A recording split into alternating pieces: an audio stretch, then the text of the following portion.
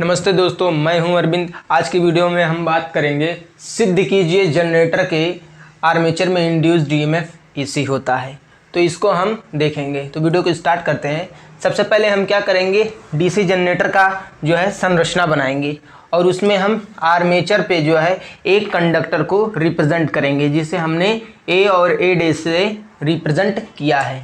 अब हम क्या करेंगे, जो ये जो पोल कोर है, पोल कोर पर जो है फील्ड वाइंडिंग की गई होती है। यहाँ पर जो है फील्ड वाइंडिंग की गई होती है और इसको जो है हम डीसी सप्लाई से कनेक्ट करेंगे।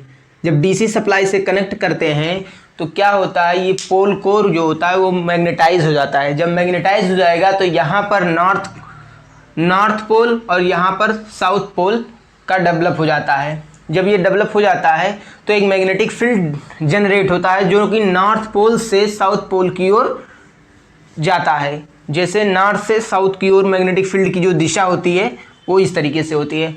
तो अब हम जो है इस कंडक्टर को, जो ये कंडक्टर हमने ए और ए डैश लिया है, ये कॉइल, इसको जो है हम हर एक पोजीशन पे एनालाइज करेंगे कि इसमें इंड्यूस्ड ईएमएफ किस प्रकार से आता है। तो सबसे पहले देखते हैं फर्स्ट पोजीशन के बारे में।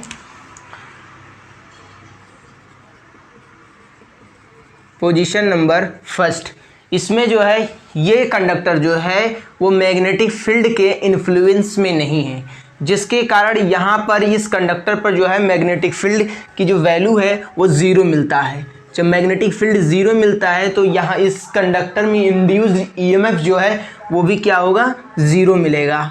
जब ये ज़ीरो मिलेगा, ये किस फार्मूले से हमने इसे लिखा है, तो E बराबर होता है VLV। ये जो है कंडक्टर का जो है स्पीड है, ये कंडक्टर का लेंथ है और ये मैग्नेटिक फील्ड है। तो मैग्नेटिक फील्ड ही शून्य है तो उसका ईएमएफ भी शून्य होगा। अब हम अगले पोजीशन की ओर बढ़ते हैं। पोजीशन नंबर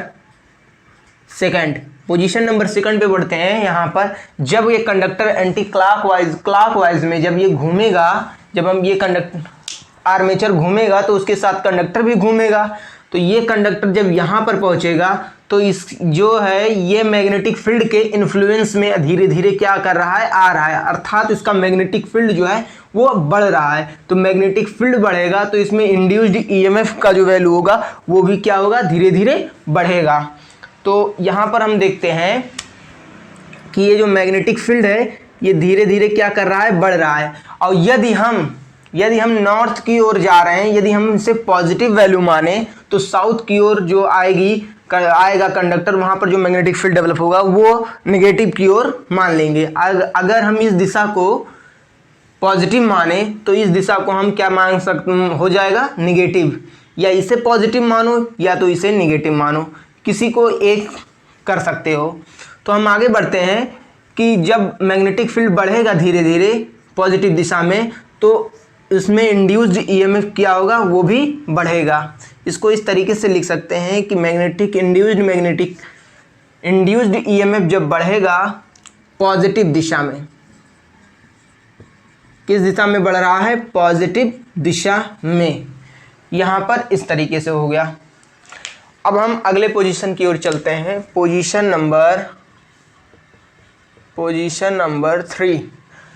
नंबर 3 पर जाएंगे तो यहाँ पर इस कंडक्टर को जो है मैक्सिमम मैग्नेटिक फील्ड के इन्फ्लुएंस में है। मतलब इस पोजीशन में नंबर 3 वाले पोजीशन पे यहाँ पर जो भी कंडक्टर यहाँ पर होंगे उसकी अपेक्षा ये ज़्यादा मैग्नेटिक फील्ड के इन्फ्लुएंस में है, जिसके कारण इसमें जो है यहाँ पर मैग्नेटिक फील्ड जो है वो सबसे ज़्यादा मिल रहा है और यहाँ पर जो इंड्यूस्ड ईएमएफ होगा वो भी सबसे ज़्यादा मिलेगा। अर्थात हम कह सकते हैं कि यहाँ पर मैग्नेटिक फील्ड की जो वैल्यू है वो मैक्सिमम होगा और इंड्यूस्ड ईएमएफ की वैल्यू जो है वो भी मैक्सिमम होगा। अर्थात ईएमएफ मैक्सिमम होगा पॉजिटिव दिशा में, इस तरीके से लिख सकते हैं। अब हम आगे बढ़ते हैं, जो है अगले पोजीशन की ओर चलते हैं। पोजीशन नंबर 4 पे देखेंगे। 4 पे देखेंगे तो यहाँ ये जो है अब यहाँ पर मैक्सिमम था मैग्नेटिक फील्ड। अब धीरे धीरे जैसे जैसे पोल्सू से जो है धीरे धीरे जैसे आगे की ओर जाएगा तो यहाँ ये जो है मैग्नेटिक फील्ड वो क्या होगा, धीरे धीरे कम होगा। तो इंड्यूस्ड ईएमएफ भी जो क्या होगा वो भी कम होगा। तो यहाँ पर ये जो है मैग्नेटिक फील्ड जो है धीरे धीरे कम हो रहा है, तो अर्थात ईएमएफ जो है उसमें इंड्यूस हो रहा है वो भी कम हो रहा है। वो भी किस दिशा में हो रहा है, पॉजिटिव दिशा में ही हो रहा है। बात क्लियर है। अब हम आगे पर बढ़ते हैं, आगे पोजीशन पे बढ़ते हैं, अगले पोजीशन पे, और देखते हैं 5 वाले पे। जब इस पोजीशन पे हमारा ये कंडक्टर जब आएगा तो ये मैग्नेटिक फील्ड के इन्फ्लुएंस में अब नहीं रह गया। यहाँ पर मैग्नेटिक फील्ड के इन्फ्लुएंस में नहीं है, अर्थात यहाँ पर मैग्नेटिक फील्ड जो है शून्य प्राप्त होता है। तो यहाँ पर इंड्यूस्ड ईएमएफ क्या होगा, शून्य होगा, अर्थात मैग्नेटिक फील्ड इसमें इंड्यूस्ड ईएमएफ डेवलप ही नहीं होगा। अर्थात यहाँ मैग्नेटिक फील्ड जो है शून्य मिलेगा तो ईएमएफ भी शून्य मिलेगा। यहाँ पर ये हो गया। अब हम अगले पोजीशन की ओर बढ़ते हैं। पोजीशन नंबर 6 पे जब बढ़ेंगे देखेंगे तो यहाँ पर जो है ये अब जो है साउथ पोल की ओर जो है ये कंडक्टर अब धीरे धीरे जा रहा है, अर्थात ये मैग्नेटिक फील्ड के इन्फ्लुएंस में धीरे धीरे आ रहा है। अर्थात यहाँ पर जो मैग्नेटिक फील्ड है वो अब क्या कर रहा है, धीरे धीरे बढ़ रहा है। किस दिशा में, निगेटिव दिशा में। इसे हमने पॉजिटिव माना है तो ये निगेटिव होगा। तो ये निगेटिव दिशा में धीरे धीरे धीरे क्या कर रहा है, बढ़ रहा है। यहाँ पर निगेटिव दिशा में धीरे धीरे बढ़ रहा है, तो यहाँ पर ईएमएफ भी क्या होगा, बढ़ेगा। तो इसको लिख सकते हैं कि मैग्नेटिक फील्ड इंड्यूस्ड ईएमएफ बढ़ रहा है निगेटिव दिशा में। उसी तरीके से हम अगले पोजीशन की ओर देखेंगे। तो अगले पोजीशन पे पोजीशन नंबर 7 यहाँ पर देखेंगे जब ये कंडक्टर घूमता हुआ इधर आएगा तो क्या होगा कि यहाँ पर मैग्नेटिक फील्ड सबसे ज़्यादा मिल रहा है। जब मैग्नेटिक फील्ड सबसे मैक्सिमम मैग्नेटिक फील्ड मिल रहा है तो यहाँ पर जो इंड्यूस्ड ये जो कंडक्टर यहाँ पर जो स्थिर होगा वहाँ मैग्नेटिक फील्ड सबसे ज़्यादा होगा, तो इंड्यूस्ड ईएमएफ भी जो होगा सबसे ज़्यादा होगा, अर्थात मैक्सिमम होगा। मैग्नेटिक फील्ड मैक्सिमम तो इसमें इंड्यूस्ड ईएमएफ भी मैक्सिमम होगा, अर्थात मैक्सिमम होगा नेगेटिव दिशा में, निगेटिव दिशा में। ये हमने देखा। फिर हम इस पोजीशन पे चलते हैं। तो इस पोजीशन पे देखेंगे जब, तो यहाँ पर जो है ये अब इस पोल कोर से जो है ये कंडक्टर जो है दूर जा रहा है, अर्थात ये मैग्नेटिक फील्ड जो है धीरे धीरे उसमें कम हो रहा है। मैग्नेटिक फील्ड इसमें जो है धीरे धीरे कम हो रहा है। जब मैग्नेटिक फील्ड धीरे धीरे कम होगा तो इसमें इंड्यूस्ड ईएमएफ भी धीरे धीरे कम होगा। तो इसमें कम हो रहा है लेकिन किस दिशा में होगा, निगेटिव दिशा में हो रहा है। हमने साउथ पोल को जो है निगेटिव वाला दिशा मान लिया है। और जब घूमते घूमते एक राउंड जब लगा लेगा इधर आएगा तो फिर उसका ईएमएफ 0 हो जाएगा। अर्थात पोजीशन नंबर इस पे निकालेंगे तो यहाँ पर ईएमएफ 0 हो गया, अर्थात ईएमएफ 0 हो गया। अब हम एक चीज़ एनालाइज करते हैं। यहाँ पर देखते हैं कि position first, second, third, fourth और पोजीशन नंबर 9 को सबको मिलाकर एक एनालाइज करेंगे। इसमें देखेंगे कि जब यहाँ पर कंडक्टर था, जब कंडक्टर इस पोजीशन पे था तो उसमें ईएमएफ जो मैग्नेटिक फील्ड था वो भी शून्य था, और इंड्यूस्ड जब कंडक्टर इस पोजीशन पे स्थित था तो उस कंडीशन में जो है मैग्नेटिक फील्ड जो है वो भी शून्य था और ईएमएफ जो इंड्यूस्ड हुआ है वो भी शून्य था। लेकिन जैसे कंडक्टर जैसे आर्मेचर घूमना प्रारंभ किया तो जैसे जैसे मतलब क्या है, इस कोर की ओर, साउथ पोल की ओर जैसे जैसे बढ़ता गया तो यहाँ पर मैग्नेटिक फील्ड की वैल्यू जो है धीरे धीरे बढ़ने लगी। मैग्नेटिक फील्ड के साथ साथ जो है इंड्यूस्ड ईएमएफ जो है वो भी धीरे धीरे बढ़ने लगा। जैसे सेकंड पोजीशन पे देखा कि धीरे धीरे पॉजिटिव दिशा में जो है वो भी चेंज होने लगा है, बढ़ने लगा है। जब इस पोजीशन पे आया तो मैक्सिमम उसको जो है मैग्नेटिक फील्ड मिल गया, मैक्सिमम मैग्नेटिक फील्ड मिल गया, तो उसके वजह से मैक्सिमम ईएमएफ इंड्यूस्ड यहाँ हो गया। लेकिन जैसे जैसे हम इधर बढ़ते गए अब जो है मैग्नेटिक फील्ड घटने लगा, तो उससे ईएमएफ भी जो है वो भी घटने लगा। जब इस पोजीशन पे आएगा तो जो है मैग्नेटिक फील्ड शून्य हो जाएगा और इंड्यूस्ड ईएमएफ भी शून्य हो जाएगा। जैसे जैसे अब साउथ पोल की ओर जब बढ़ेगा ये कंडक्टर, तो अब मैग्नेटिक फील्ड बढ़ने लगा और जो इंड्यूस्ड ईएमएफ है वो भी क्या है, बढ़ने लगेगा। फिर जब इस पोजीशन पे आएगा तो मैग्नेटिक फील्ड शून्य हो जाएगा, ईएमएफ जो है वो भी जब इस पोजीशन पे आएगा तो मैग्नेटिक फील्ड मैक्सिमम हो जाएगा, इंड्यूस्ड ईएमएफ जो है वो भी मैक्सिमम हो जाएगा। जब इस पोजीशन पे धीरे धीरे जैसे आएगा तो यह अब जो है घटना प्रारंभ हो जाएगा और धीरे धीरे उसमें इंड्यूस्ड ईएमएफ जो है वो भी घटना चालू हो जाएगा। जब यहाँ इस पोजीशन पे आएगा तो एकदम जाके शून्य हो जाएगा। तो इस सब पोजीशन को मिलाकर हम यदि हम ग्राफ खींचें तो इस कुछ इस तरीके से हम खींच सकते हैं कि जब इन दोनों सभी पोजीशन को मिलाकर एक ग्राफ खींचेंगे तो हमें कुछ इस तरीके से जो है ग्राफ मिलेगा, इस तरीके से।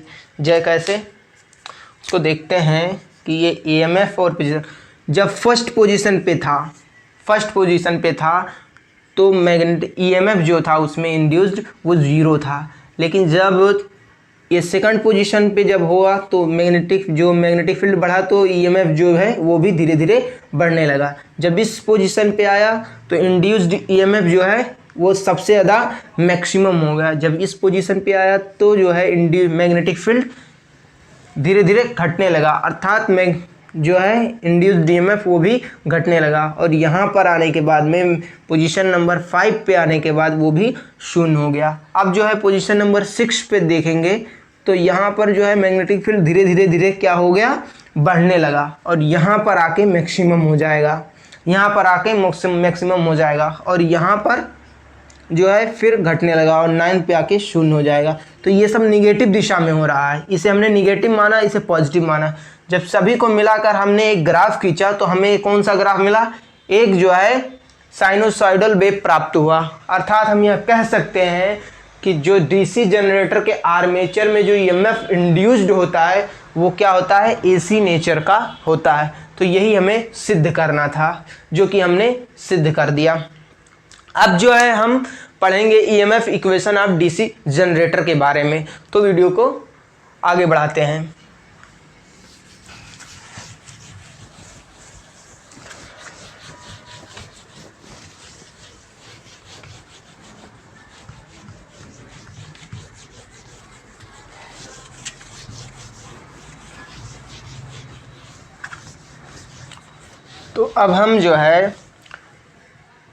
तो अब हम EMF equation of DC generator के बारे में देखेंगे। EMF equation of DC generator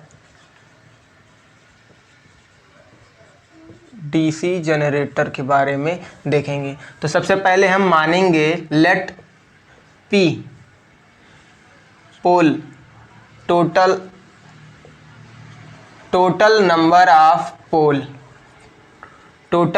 of poles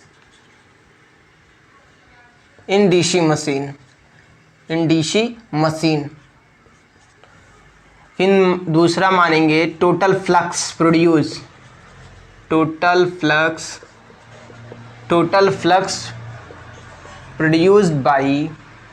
produced by each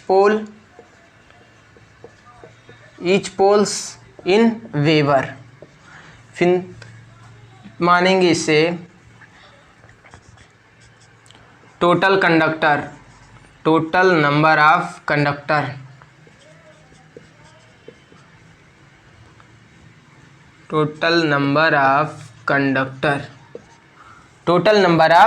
conductor in armature में उपस्थित कुल जो है कंडक्टर। फिर उसके बाद में हम जो है आर्मेचर की स्पीड को मानेंगे। तो लेट में हमने किया एन बराबर क्या है, speed of armature, speed of armature in RPM, RPM. और उसके बाद में हम total number of parallel path, total number of parallel path, parallel path, ये हमने माना। अब जो है हम Faraday's according to Faraday's law, according to Faraday's electromagnetic induction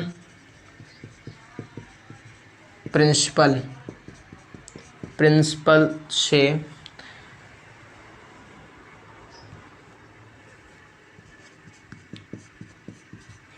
से E बराबर d∅/dt, ये हो गया।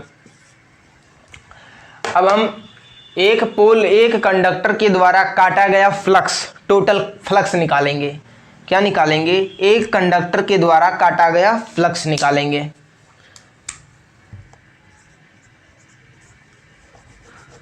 एक कंडक्टर के द्वारा काटा गया फ्लक्स, एक कंडक्टर के द्वारा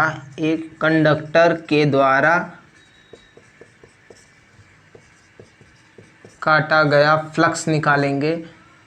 फ्लक्स, काटा गया फ्लक्स जो है कितना, एक कंडक्टर, एक पोल इतना फ्लक्स डेवलप कर रहा है और मशीन में पी पोल है।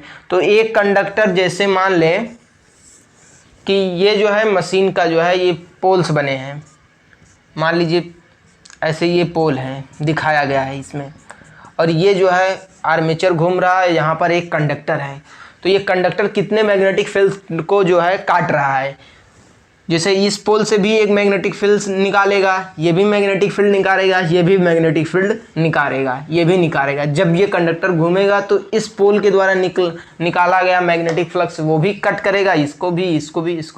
अर्थात जितने भी पोल हैं और मैग्नेटिक फील्ड का जो एम्पलीट्यूड, क्या नाम है उसका, जो वैल्यू है उससे जो है मल्टीप्लाई कर देंगे तो हमें निकल जाएगा एक कंडक्टर के द्वारा काटा गया टोटल फ्लक्स क्या होता है।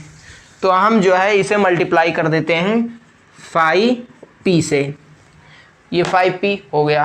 अब हम एक रिवोल्यूशन में आर्मेचर के द्वारा एक रिवोल्यूशन करने में लगा समय, आर्मेचर के द्वारा एक रिवोल्यूशन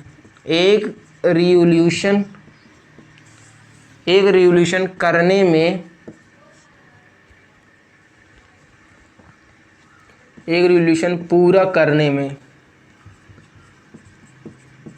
लगा समय, कितना समय आ गया इसमें, एक रिवोल्यूशन करने में समय जो है कितना लगेगा, 60/n सेकेंड। ये कैसे आया 60n/n सेकेंड? हम यहाँ पर देख रहे हैं कि जो है हमने माना है कि डीसी जनरेटर का जो आरपीएम है वो n है, ये स्पीड है। अर्थात इसका कहने का मतलब है कि n आरपीएम, n रिवोल्यूशन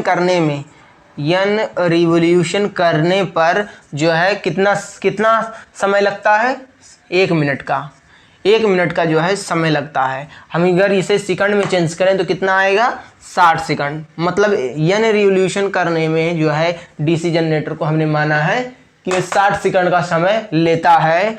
तो एक रिवोल्यूशन करने में जो कितना समय लेगा, 60/n सेकंड लेगा। तो इस तरीके से हमने जो है यहाँ पर ये लिख दिया। अब जो है इसको जो है इस फार्मूला पे रख देंगे तो हमें क्या निकलेगा, एक कंडक्टर के द्वारा इंड्यूस्ड ईएमएफ निकलेगा, एक कंडक्टर के द्वारा इंड्यूस्ड ईएमएफ निकलेगा, इंड्यूस्ड ईएमएफ निकलेगा कितना, 5p/60/n, अर्थात 5 × p × n/60। इतना जो है हमें वैल्यू प्राप्त हुआ। और हमें निकालना है कि एक पैरेलल पाथ में कितना ईएमएफ इंड्यूस्ड हो रहा है इस पैरेलल पाथ में। तो हम एक पैरेलल पाथ की बात करते हैं। एक पैरेलल पाथ में कितने कंडक्टर, अगर टोटल कंडक्टर पूरे डीसी जनरेटर में कंडक्टर हमने माना है कि Z है, और जो है ये कंडक्टर जो है जो है डीसी जनरेटर के जो आर्मेचर में जो है स्लॉट्स बने होते हैं, उस स्लॉट्स को ही पैरेलल पाथ कहा जाता है। तो ये पैरेलल पाथ में, हर पैरेलल पाथ में कंडक्टर जो है एक निश्चित होता है कि इतने कंडक्टर होते हैं, जो कंडक्टरों की संख्या जो समान होती है। तो हम पूछें कि अगर कि एक पैरेलल पाथ में कितने कंडक्टर हैं, टोटल डीसी जनरेटर में Z कंडक्टर हैं, तो एक पैरेलल पाथ में कितने कंडक्टर हुए। तो एक पैरेलल जो टोटल पैरेलल पाथ कितना है, A है। तो A को अगर हम Z में A से भाग दे दें तो हमें क्या ये जो कंडक्टर वैल्यू प्राप्त हो रहा है वो एक पैरेलल पाथ में कंडक्टरों की संख्या मिल रही है। तो हम लिखेंगे कि तब जो है, तब Z बटे A कंडक्टरों में इंड्यूस्ड ईएमएफ की वैल्यू निकालें। इंड्यूस्ड ईएमएफ ज्ञात, ईएमएफ कितना होगा, तो ईएमएफ को हम ऐसे कर देंगे P मल्टीप्लाई N बटे 60 और मल्टीप्लाई क्या कर देंगे Z बटे A। तो हमें निकलेगा Z into P into N into Z बटे 60A। और ये जो हमारा वैल्यू निकला, ये जो है एक पैरेलल पाथ में इंड्यूस्ड ईएमएफ होता है, और यही जो है डीसी जनरेटर का ईएमएफ इक्वेशन होता है। यहाँ पर एक चीज़ और देख लेते हैं, यहाँ बैंडिंग के अकॉर्डिंग देख लेते हैं कि बैंडिंग जो है यदि यहाँ पर यही छोटे में देख लेते हैं कि यदि पैरेलल पाथ पोल के बराबर हो जाए, कब बराबर होगा, यदि लैप बैंडिंग होगा। लैप बैंडिंग, लैप बैंडिंग क्या होता है, ये जो भी है ये सब आगे पढ़ाया जाएगा। लैप बैंडिंग के लिए A बराबर P होता है, A बराबर P। तो यहाँ पर A बराबर P रखेंगे तो P से P कट जाएगा, तो इसके लिए ईएमएफ इक्वेशन क्या निकलेगा, इसके लिए ईएमएफ इक्वेशन जो हमें प्राप्त होगा, यहाँ पर जो है ये A और P जो है, A और P यहाँ पर बराबर हो गया, मतलब पैरेलल पाथ और पोलों की जो संख्या है वो बराबर हो गई। तो हमें जो है 5NZ बटे 60, ये इतना ही वैल्यू हमें जो है यहाँ पर मिलेगा। ये जो है लैप बैंडिंग के लिए ये फार्मूला है। और जब पैरेलल पाथ बराबर 2 होगा, जब पैरेलल पाथ बराबर 2 अर्थात ये बराबर 2, ये किसके लिए है, वेव बैंडिंग के लिए है, वेव बैंडिंग के लिए, ये वेव बैंडिंग के लिए है। तो इसके लिए ईएमएफ जो होगा वो ईएमएफ जो होगा ये सेम रहेगा, बस इसमें क्या होगा, ये दो है तो इसमें मल्टीप्लाई करेंगे तो ये हो जाएगा 120। तो ये जो है 5PNZ बटे 60, ये जो है जब बैंडिंग वेव होता है, वेव बैंडिंग होता है, तब उसके लिए इंड्यूस्ड ईएमएफ का इक्वेशन इस तरीके से होता है। तो आई होप यह वीडियो आप लोगों को पसंद आया होगा। यदि वीडियो पसंद आया तो वीडियो को लाइक कीजिएगा, चैनल को सब्सक्राइब कीजिएगा। मिलते हैं हम अगले वीडियो में।